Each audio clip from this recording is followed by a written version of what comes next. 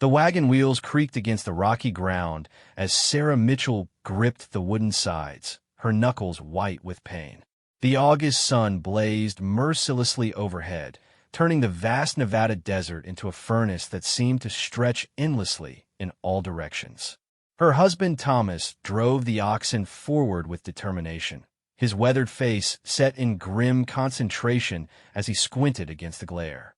"How much further to Carson City?" Sarah gasped between contractions, her swollen belly making it impossible to find comfort in the cramped wagon bed. The rough canvas cover provided little relief from the scorching heat, and her dress was soaked with perspiration. "Maybe 2 days if we keep good pace," Thomas replied, though uncertainty flickered in his voice. They had been traveling for 3 months from Missouri, following the California Trail with hopes of starting fresh in the gold country. The journey had been harder than either of them expected, especially with Sarah's pregnancy advancing with each passing week. Their supplies were running dangerously low. The water barrels that once seemed adequate now contained barely enough for another day, and their food stores had dwindled to hardtack and dried beans. Other wagon trains had passed them days ago, moving faster than Thomas dared push his pregnant wife.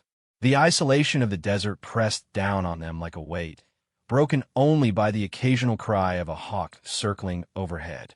Sarah doubled over as another contraction seized her, stronger than any before. The pain started her lower back and wrapped around her body like iron bands, squeezing until she could barely breathe. "Thomas," she whispered, fear creeping into her voice. "Something's wrong. The babies, they're coming now." Thomas pulled hard on the reins, bringing the exhausted oxen to a halt. He turned to see his wife's face pale and drawn, beads of sweat rolling down her cheeks despite the shade of the wagon cover.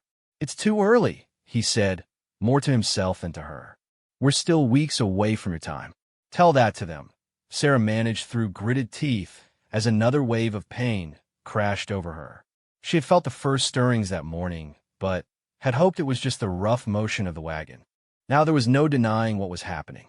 After 3 miscarriages back in Missouri, she had been so careful, so hopeful that this pregnancy would finally give them the children they desperately wanted. Thomas climbed into the back of the wagon, his large hands surprisingly gentle as he helped Sarah lie down on their bedroll. The space was cramped and cluttered with their remaining possessions, a few tools, clothing, his father's rifle, and the family Bible his mother had given them before they left. "Maybe if we rest here for a spell, the pains will stop," he said hopefully. But even as he spoke, Sarah's water broke, soaking through her dress and the blanket beneath her. Her eyes widened with panic as she realized there would be no stopping what had begun. "Get my sewing scissors," she instructed, trying to keep her voice steady despite the fear clawing at her chest. "And tear up one of your shirts for rags." The next few hours passed in a blur of agony and determination. The desert heat made the wagon feel like an oven, but Thomas did his best to shield his wife from the worst of it. He had helped birth calves back on their farm, but this was different, terrifying, and miraculous at the same time. Sarah's strength amazed him as she bore down with each contraction, her face set with fierce concentration. As the sun began its descent toward the horizon, painting the desert in shades of orange and red, Sarah's firstborn entered the world, a tiny but perfect boy with a strong cry that echoed across the empty landscape. Before they could even catch their breath, the second baby followed, another son just as small but equally determined to make his presence known. "Twins," Thomas breathed, his voice filled with wonder as he looked at his sons. They were smaller than he had expected, their skin wrinkled and red, but they were breathing and crying, which seemed like a miracle in itself. Sarah reached for them with shaking arms, tears of joy and exhaustion streaming down her face. "Samuel and Joshua," she whispered, having chosen the names months earlier during the long nights on the trail. "My beautiful boys." For a moment, the harshness of their situation faded away as she cradled her newborn sons against her chest, feeling their tiny hearts beating strong and fast. But the reality of their circumstances soon crashed back down on them. Sarah had lost more blood than Thomas expected, and Her face had gone alarmingly pale. The babies needed feeding, but she was weak and struggling. Their water supply was nearly gone, and they were still 2 days from the nearest settlement. As darkness fell over the desert, Thomas built a small fire outside the wagon and tried to figure out what to do next. The oxen were exhausted and needed rest, but every hour they delayed was another hour without adequate water or medical help. The night air brought welcome relief from the heat, but it also brought new worries. Wolves, bears, and hostile tribes all roamed this territory, and he had a wounded wife and 2 helpless infants to protect.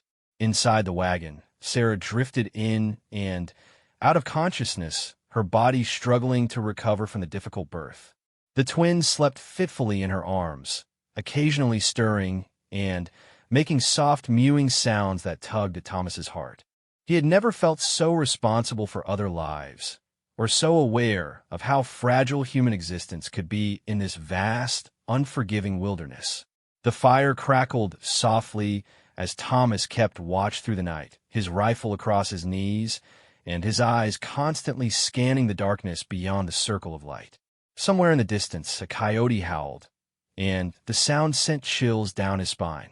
Tomorrow, he would have to make difficult decisions about their survival, but tonight, all he could do was guard his family and pray for dawn. Dawn brought no relief from their desperate situation. Thomas had dozed fitfully by the dying fire, jerking awake at every sound from the desert. When the first rays of sunlight crept over the eastern mountains, he found Sarah burning with fever, her lips cracked and dry despite the precious sips of water he had given her during the night. The twins were fussing constantly now, their tiny cries growing weaker as hunger took hold. Sarah tried to nurse them, but her milk hadn't come properly, and she was too dehydrated and weak to produce what they needed. Thomas watched helplessly as his wife struggled with the babies, her hands shaking from exhaustion and illness. "We have to keep moving," Thomas said, though the words felt like stones in his throat. "Carson City is still our best hope." He helped Sarah sit up in the wagon, propping her against their remaining supplies. The effort left her gasping, and he could see the gray pallor creeping across her skin. They made pitifully slow progress that morning.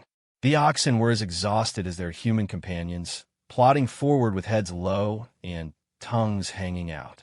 The water Thomas had rationed for the animals was nearly gone, and he knew they wouldn't last another full day in this heat without finding a stream or spring. By midday, the situation had become critical. Sarah was delirious with fever, mumbling about her mother's garden back in Missouri and asking for water they didn't have. The babies had stopped crying altogether, which frightened Thomas more than their earlier wails. He pulled the wagon to a halt in whatever shade he could find beside a large rock formation and climbed back to check on his family. Sarah's breathing was shallow and rapid, her skin hot and dry to the touch. When he tried to give her water, most of it ran down her chin because she couldn't swallow properly. The twins lay silent in her loose arms, their tiny chests rising and falling in rapid, bird-like movements. Thomas stared at their remaining water, perhaps a cup and a half in the bottom of the barrel. At their current rate, it might last until evening, but that assumed Sarah could travel and the oxen could continue pulling the heavy wagon. The reality was becoming impossible to ignore. They were all going to die out here unless something changed immediately. That's when he heard the thunder of approaching hooves. Thomas grabbed his rifle and positioned himself between the wagon and the sound, his heart pounding as a cloud of dust appeared on the horizon. As the riders drew closer, he could make out 4 men on horseback, their faces grim and purposeful. They wore the rough clothing of travelers, but something about their manner suggested they were not friendly fellow emigrants. Well, called out the lead rider as they pulled up near the wagon. He was a tall man with stringy brown hair and cruel eyes that immediately assessed everything Thomas owned. "Looks like we got ourselves some folks in a spot of trouble." Thomas kept his rifle ready, but not directly threatening. "Just passing through. Same as you," he said carefully. "My wife's taken ill after birthing twins. We're heading to Carson City for help." The four men exchanged glances, and Thomas didn't like what he saw in their expressions. These weren't good Samaritans looking to help a family in distress. They were opportunists, and he and his family represented easy prey. See, that's unfortunate, the leader continued, dismounting from his horse with casual arrogance. Because we're in need of some supplies ourselves, and it looks like you got a nice wagon here, some livestock, maybe other valuables. I've got nothing you'd want, Thomas lied, knowing full well that his wagon contained their life savings sewn into Sarah's dress, plus tools and other goods that would be valuable to anyone traveling this country. Just a sick woman and hungry babies. The leader laughed, a sound like grinding gravel. Oh, I think we'll be the judge of that. He nodded to his companions, who began to spread out around the wagon. Now, you can make this easy on yourself and hand over what we want, or we could take it anyway after we deal with you. Your choice. Thomas found himself in an impossible situation. He couldn't fight four armed men and protect his family at the same time. Even if he managed to kill one or two of them, the others would finish him and then do whatever they wanted with Sarah and the babies. But if he gave up their supplies, his family would die anyway from thirst and exposure. Please, he said, lowering his rifle slightly. Take the wagon, take the oxen, take whatever you want. Just leave us some water and food for the babies. My wife is dying. She won't last another day without help. The leader appeared to consider this for a moment, then shook his head with mock sympathy. See, here's the problem. We take your stuff, but you're still alive to tell folks about us in the next town. Can't have that kind of complication. Thomas felt ice in his veins despite the desert heat. These men intended to kill all of them and take everything. He glanced back at the wagon where Sarah lay unconscious with their sons, and something fierce and desperate rose up in his chest. He would make them pay dearly for his family's lives. The attack came suddenly. Thomas swung his rifle up and fired at the leader, catching the man in the shoulder and spinning him around. Before he could reload, the other three were on him. He fought like a man possessed, using the rifle but as a club, his fists, even his teeth, but the odds were impossible. When it was over, Thomas lay bleeding in the sand, his head ringing from the beating they had given him. He was alive but barely conscious, and he could hear the men ransacking his wagon, making crude jokes about what they found. The sound of Sarah's weak voice pleading with him cut through him like a knife. "Please, don't hurt my babies," she whispered. "Take whatever you want, but please." One of the men laughed. "Lady, we're going. You won't need to worry about those babies anymore." What happened next would haunt Thomas for the rest of his life. The men loaded their stolen goods onto spare horses they had brought, including the tools, clothes, and hidden money that represented everything the Mitchell family owned. Then they hitched up Thomas's oxen and drove the wagon about a mile away from where he lay wounded. He could hear Sarah crying as they dumped her and the babies out onto the desert floor, far from any shade or shelter.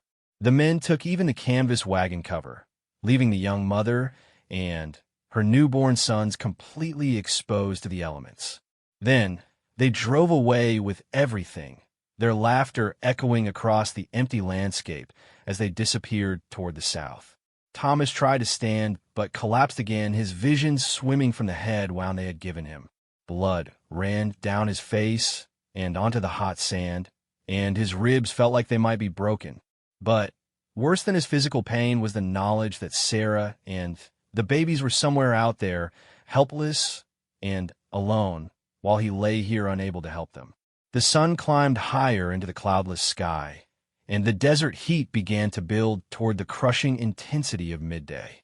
Thomas knew that without water, shelter, or help, his wife and children had perhaps a few hours left before the desert claimed them forever. Sarah's consciousness drifted in and out like a tide, each wave bringing fresh awareness of her desperate situation. The merciless sun beat down on her exposed skin, and she could feel her strength ebbing away with each labored breath. Beside her in the sand, Samuel and Joshua lay quiet, too quiet, their tiny bodies already showing signs of dehydration. She had tried to shade them with her own body, but she was too weak to maintain any position for long. The fever that had started after the birth now raged through her system, making it difficult to think clearly or coordinate her movements. Her lips were so cracked that when she tried to speak to her babies, only a whispered croak emerged. The irony was not lost on her that after surviving 3 months on the brutal California trail, after enduring the difficult birth that had brought her precious sons into the world, they would all perish within sight of the mountains that had promised a new life. She thought of Thomas, probably dead by now, and felt a deep sorrow that their love story would end this way, unmarked graves in an endless desert. As the sun reached its peak, Sarah began to hallucinate from heat and dehydration. She saw her mother hanging laundry in their backyard garden, heard her father calling cattle in from pasture, smelled the lilacs that grew beside their front porch in Missouri. The visions were so real, she could almost taste the cool well water from home, feel the blessed shade of the old oak tree where she and Thomas had carved their initials before they married. It was during one of these fevered dreams that she first heard the sound of approaching footsteps. At first, she dismissed it as another hallucination, but the sound grew closer and more distinct. Someone was walking across the sand toward them, and whoever it was moved with purpose and stealth. Sarah forced her eyes open, squinting against the brilliant glare of the afternoon sun. A figure approached through the shimmering heat waves, tall, lean, moving with the fluid grace of someone completely at home in this harsh environment. As he drew nearer, she could make out more details. Long black hair, bronze skin, clothing made from animal hides, and cloth that seemed to belong to this land in a way her own cotton dress never could. Fear and hope warred in her chest. Stories from other travelers had filled her head with tales of hostile tribes who showed no mercy to white settlers. But she was beyond caring about such concerns now. If this man meant to harm them, at least their suffering would end quickly. If he meant to help, then perhaps there was still a chance for her babies to survive. The Sioux warrior, for that's what Walking Bear was, though Sarah didn't yet know his name or his story, stopped about 10 feet away and studied the scene before him. He had been tracking the bandits who had robbed this family, following their trail as part of his duty to protect his people's territory from such criminals. But he hadn't expected to find this, a young white woman dying in the desert sand with 2 newborn infants.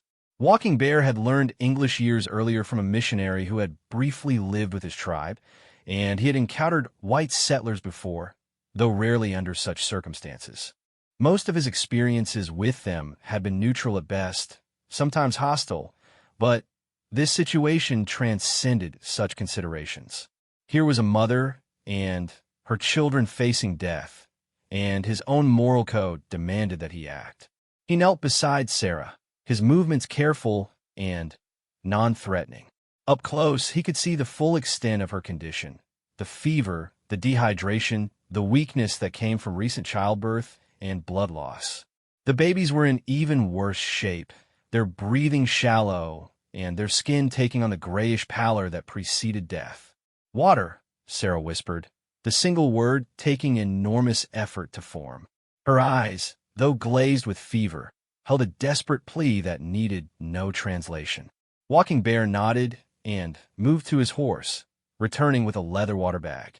He helped Sarah to sit up slightly, supporting her head with one hand while he gave her small sips from the container.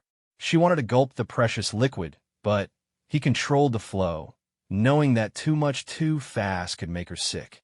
After Sarah had managed several swallows, Walking Bear turned his attention to the babies. He had children of his own back at the village, a son and a daughter, and he understood the urgency of their situation. Using a strip of soft leather, he fashioned a tiny funnel and managed to get small amounts of water into each infant's mouth. Samuel responded first, his little tongue working to swallow the moisture, followed by Joshua, who made soft mewing sounds as the water revived him slightly. The immediate crisis addressed, Walking Bear considered his options. These people needed more help than he could provide here in the open desert. They needed shelter, medicine, and ongoing care that would require resources he didn't carry with him. More importantly, The woman was still dangerously ill, and the babies would need milk or food substitute very soon. Sarah watched through half-closed eyes as this stranger tended to her children with a gentleness that surprised her. His hands, though calloused and strong, moved with practiced care as he examined each baby for signs of injury or illness. When he looked at her, she saw intelligence and compassion in his dark eyes, not the savage cruelty that frontier stories had led her to expect. "My husband," she managed to whisper, though each word was an effort. "Thomas, the men who did this." Walking Bear understood her concern, though he couldn't yet tell her that he had already found Thomas's body earlier that morning while following the bandits' trail. The man had died from his injuries sometime during the night, probably while calling out for his family in his final moments. It was a detail the woman didn't need to know yet, not while she fought for her own life and the lives of her children. Instead, he focused on what could be done. His summer camp was half a day's ride to the northwest, hidden in a canyon where there was water, shelter, and people who could help care for the sick. But the journey would be dangerous for someone in Sarah's condition, and he wasn't sure the babies would survive the trip on horseback. As if reading his thoughts, Sarah gripped his wrist with surprising strength. "Please," she said, her voice barely audible but filled with fierce determination. "Save my babies. Don't let them die here." Walking Bear met her eyes and nodded solemnly. He understood that she was asking him to prioritize her children's lives over her own if a choice had to be made. It was the request of a mother who had already accepted her own fate, but couldn't bear the thought of her children's suffering. But Walking Bear had no intention of leaving anyone behind. He had lost his own wife 2 years earlier to a fever, and he knew the pain of watching helplessly as someone you loved slipped away. If there was any chance of saving this family, he would take it, regardless of the color of their skin or the circumstances that had brought them to this place. The sun was beginning its descent toward the western horizon when Walking Bear made his decision. He would take them all back to his camp, slowly and carefully, and trust that the healing knowledge of his people could succeed where the desert was failing them. It would be a race against time, but it was their only hope. He lifted Sarah as gently as possible, wrapping her in his own blanket before placing her on his horse. The babies he secured against her chest in a makeshift sling, where they could benefit from her body heat and the steady rhythm of her heartbeat.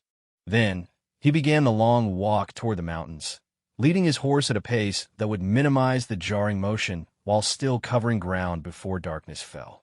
As they moved across the desert floor, Sarah drifted in and out of consciousness, but she was aware of the steady presence beside her, the careful way this stranger monitored their progress, the gentle adjustments he made to ensure the babies remained secure. For the first time since the birth of her sons, she felt a glimmer of hope that they might all see another sunrise. The journey to Walking Bear's camp seemed to last forever, though Sarah was barely conscious for most of it. She drifted through a haze of fever dreams and brief moments of clarity, always aware of the gentle motion of the horse beneath her and the secure warmth of her babies against her chest.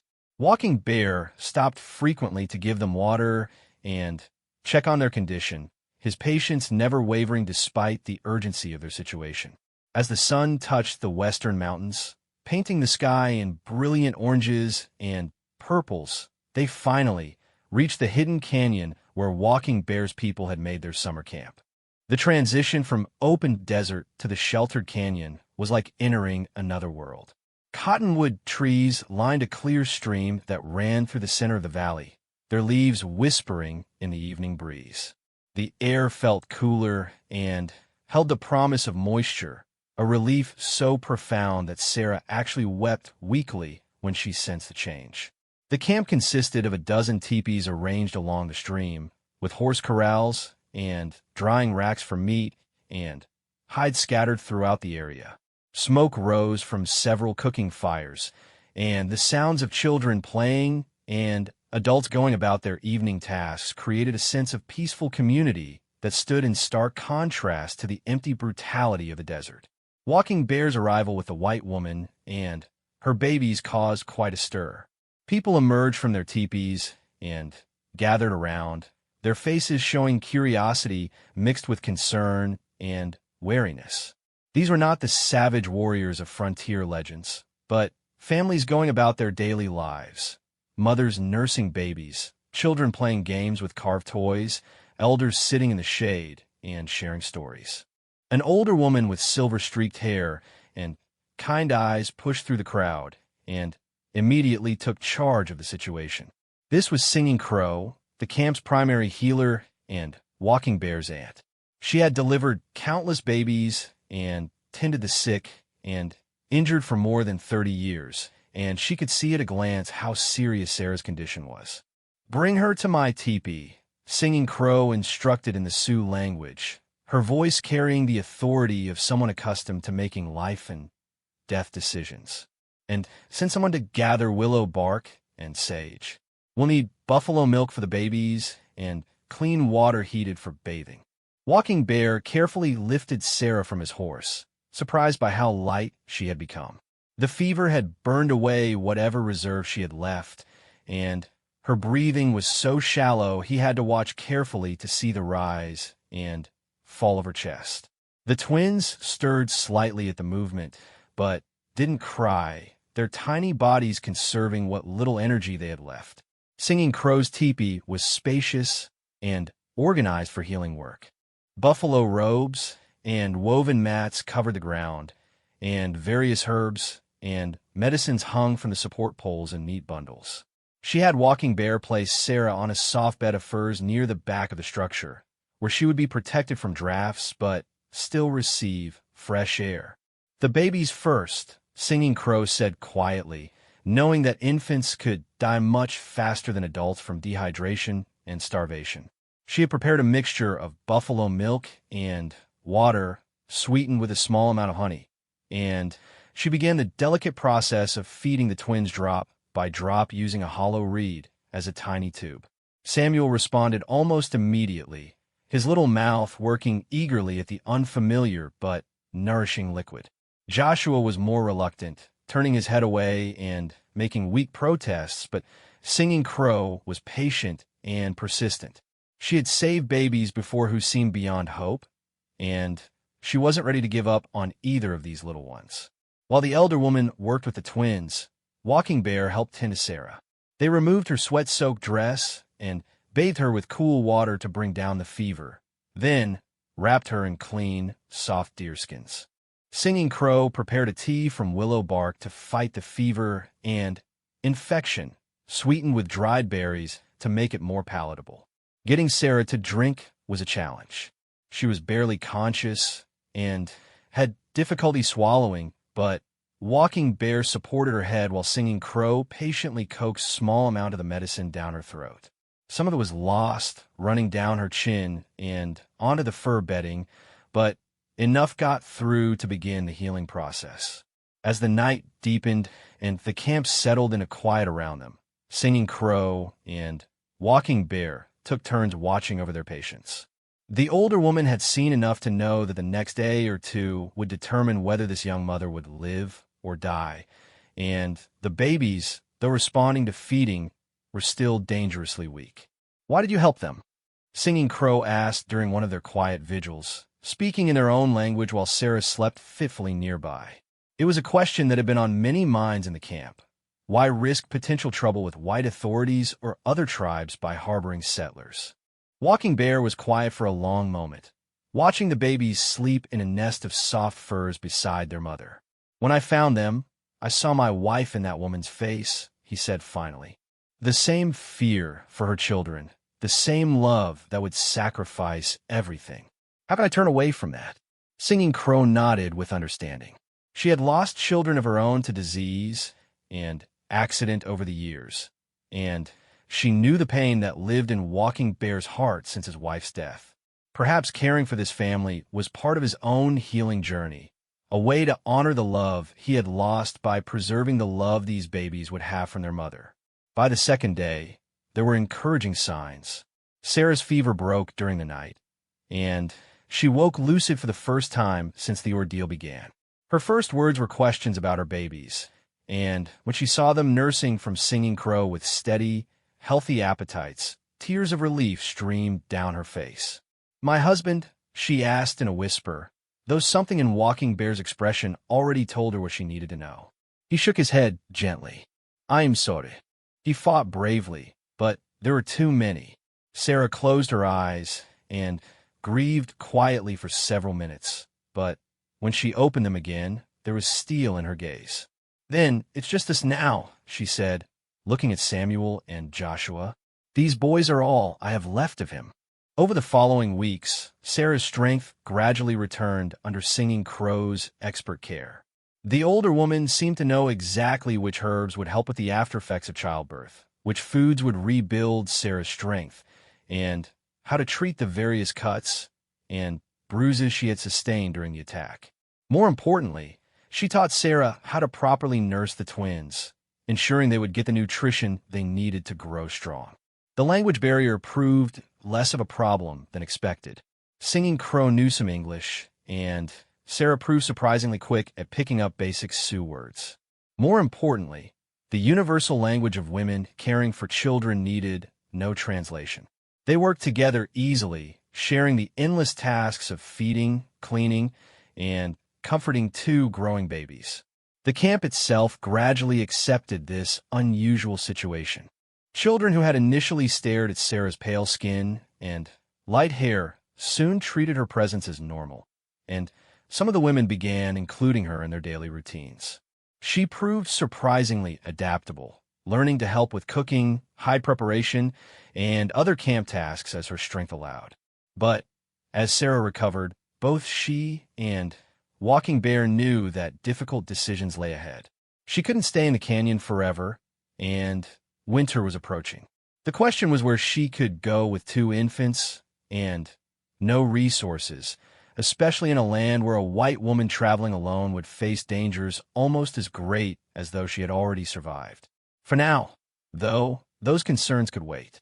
In the peaceful sanctuary of the canyon, surrounded by people who had chosen compassion over suspicion, Sarah focused on healing and on giving her sons the strong start in life that their father would have wanted them to have.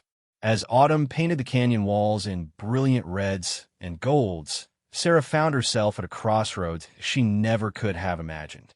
6 weeks had passed since Walking Bear had carried her dying from the desert, and in that time, she had not only recovered her health, but had begun to build a new life among the Sioux people who had saved her family. Samuel and Joshua were thriving, growing plump and healthy under the combined care of Sarah and Singing Crow. They had become the darlings of the camp, with children competing for the chance to hold them, and elders making toys from carved wood and soft leather. The boys seemed to find comfort in the constant presence of people around them, rarely crying and often sleeping peacefully through the various activities of camp life. Sarah herself had adapted to this new existence with a resilience that surprised everyone, including herself. The pampered farmer's wife from Missouri had learned to tan hides, smoke meat, and identify dozens of edible and medicinal plants. Her hands, once soft and protected, now bore the calluses of honest work, and her fair skin had bronze from long hours under the western sun. But it was a relationship with Walking Bear that had become the subject of careful observation and quiet discussion among the tribe. What had begun as rescue had evolved into friendship, then into something deeper and more complex. They spent long evenings by the fire while the twins slept, sharing stories of their different worlds and finding unexpected common ground in their experiences of loss and hope. Walking Bear told her about his childhood in the canyon, learning to hunt and track from his father while his mother and aunt taught him about healing plants and tribal history.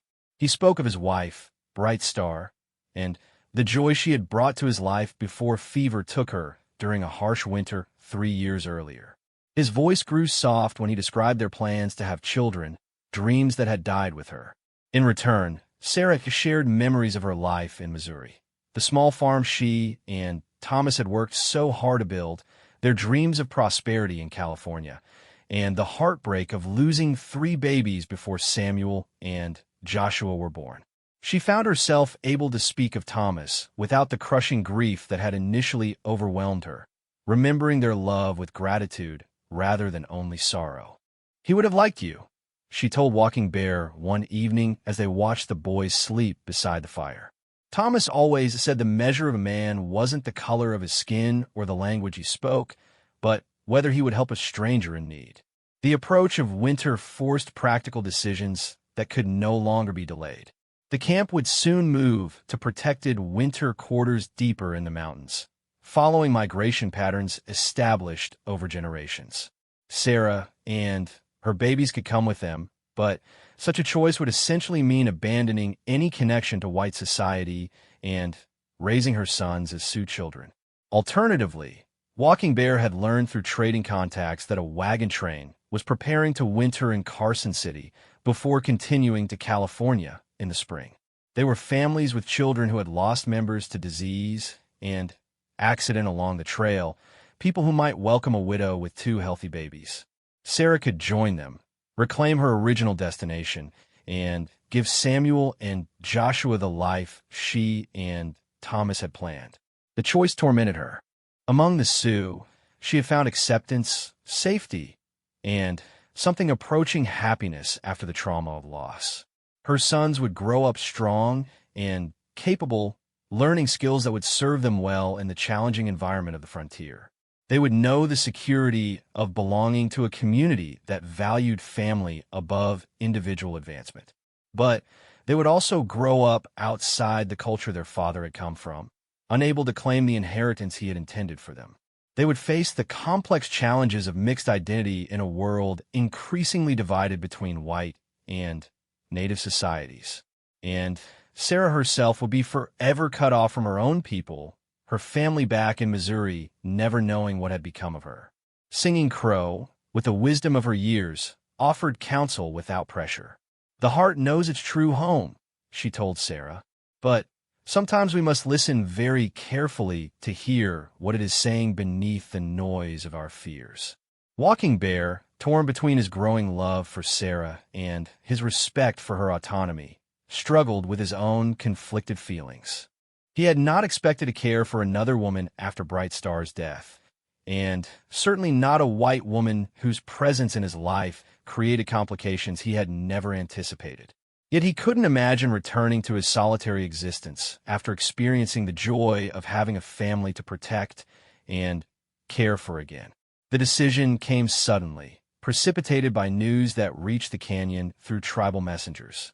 The bandits who had killed Thomas and left Sarah to die had been caught by territorial authorities after attacking another family near Virginia City. They had been tried quickly and hanged, but not before revealing information about other crimes, including the murder of a settler family in Nevada. The news meant that Sarah was officially a widow in the eyes of the law, free to make whatever choices seemed best for herself and her children. More importantly, it meant that justice had been served for Thomas's death, allowing her to close that painful chapter and look toward the future. That night, as winter's first snow began to fall on the canyon rim, Sarah made her choice. She would go to Carson City with Walking Bear's escort, join the wagon train bound for California, and seek to build a new life in the place she and Thomas had originally intended to settle. But she would not go unchanged by her time among the Sioux people. "I want my sons to know where they came from," she told Walking Bear as they stood together watching the snowfall. "I want them to understand that they owe their lives not just to their father's courage, but to the kindness of people who had every reason to turn away from us." Walking Bear nodded, understanding the wisdom in her decision even as it saddened him. "They will always have family here," he promised. "And you will always have a place in this canyon if the world outside proves too harsh." The journey to Carson City took 3 days, with Sarah and the babies riding on Walking Bear's horse while he led 2 pack animals loaded with supplies, furs, dried meat, and other goods that could be traded for the necessities she would need to start over. Singing Crow had also prepared a collection of medicines and healing herbs, along with detailed instructions for their use. As they reached the outskirts of the growing town, Sarah felt the weight of returning to white civilization after her weeks in the wilderness. The sounds of hammering and sawing, the smell of coal smoke and cooking food, the bustling activity of people building a community in the desert. All of it felt foreign after the quiet rhythms of canyon life. At the edge of town, Walking Bear stopped and prepared to say goodbye. He had gifts for the twins, small carved animals that would serve as toys and later as reminders of their time with his people. For Sarah, he offered something even more precious, a deerskin pouch containing seeds from the medicinal plants she had learned to use, so she could cultivate them wherever she finally settled. "Will I see you again?" Sarah asked, fighting back tears as she held Samuel and Joshua close.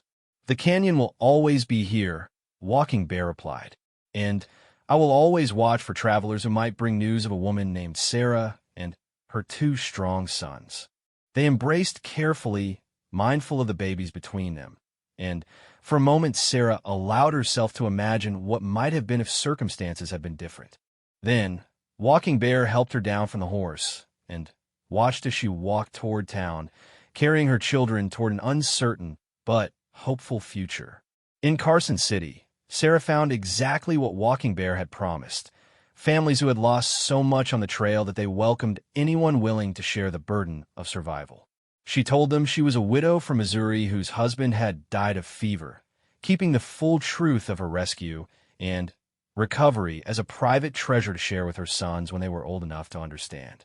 Years later, when Samuel and Joshua had grown into strong young men working their own homestead in California's Central Valley, Sarah would tell them the complete story of their birth and early survival. She would describe the courage of their father, the cruelty of the men who killed him, and, most importantly, the compassion of a Sioux warrior who chose to save strangers rather than pass them by. The boys would make several journeys back to the hidden canyon, establishing connections with their extended family there and learning skills their mother couldn't teach them. They would grow up proud of both sides of their heritage, understanding that survival often depended on the kindness of people who looked different and spoke different languages but shared the same basic humanity. And sometimes on quiet evenings when the work was done and the California sunset painted the sky in shades of orange and purple, Sarah would stand at her garden and remember the man who had walked out of the desert like an answered prayer, asking nothing in return for saving everything that mattered to her in the world.